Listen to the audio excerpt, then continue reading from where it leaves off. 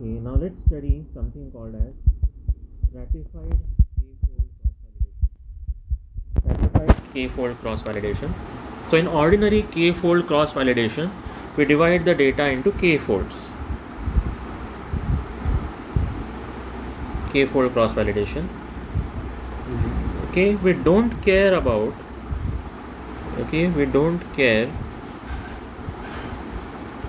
about class proportions.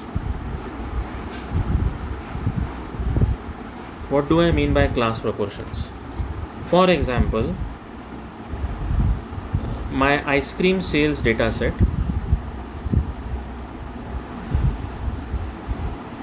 has 80% or let's say, okay, I have 20 days data, 20 days, out of which 16 days, 80% of the days are low sales days,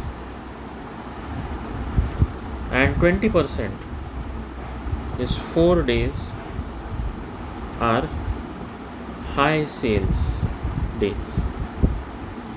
Okay, now let's say I don't consider the class proportions and I split it into, okay, this is my original data set D, and I partition it into 4 parts, 4 folds. Okay, so let's say I partition it into fold 1, fold 2, fold 3 and fold 4. Okay, now imagine that in fold 1 we have 5 low sales days and 0 high sales days. In fold 2 again we have an imbalance, let's say 4 low sales days and only 1 high sales day. Okay, let's say in fold 3 we have 2 low sales days and 3 high sales days. And in fold 4, how many are left?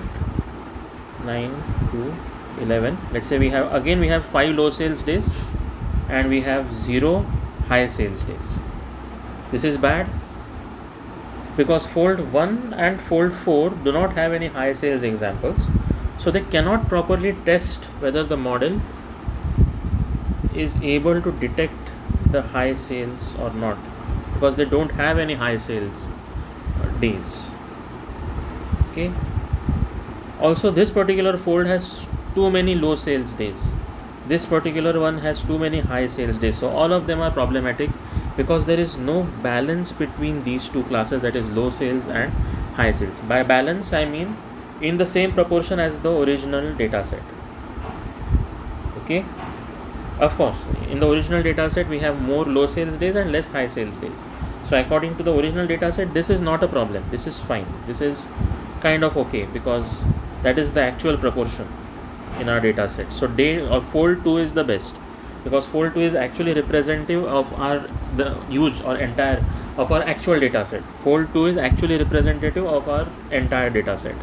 Okay, but folds 1, 3 and 4 do not represent our data set at all from the proportion point of view.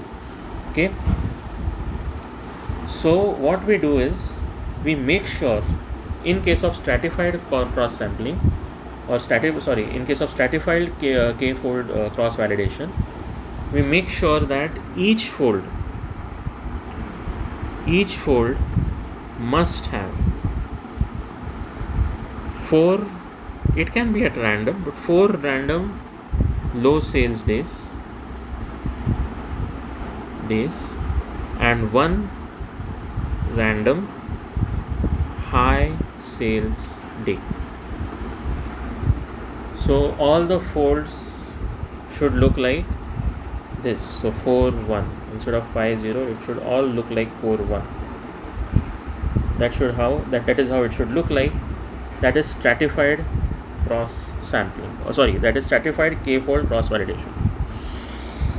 Okay, why I was again and again calling it a stratified cross sampling was because of a similar technique which you must have studied in random sampling, stratified random sampling, where in completely random sampling it is possible that if your population has different stratas or different classes, then those stratas or classes may not be covered in the actual proportion in your random sample.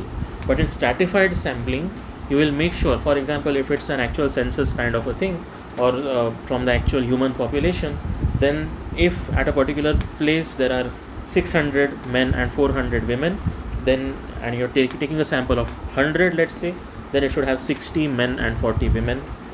Or if it is age group wise, then accordingly every sample should have the same age group.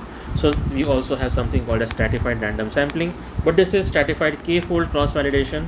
We will make sure that whatever proportion the classes have, like high sales data and low sales data, okay. And basically why I'm calling this as classes is because ultimately in our data set there will be multiple attributes: the temperature, the rainfall, the cost of ice cream, the cost of petrol, whatnot, okay.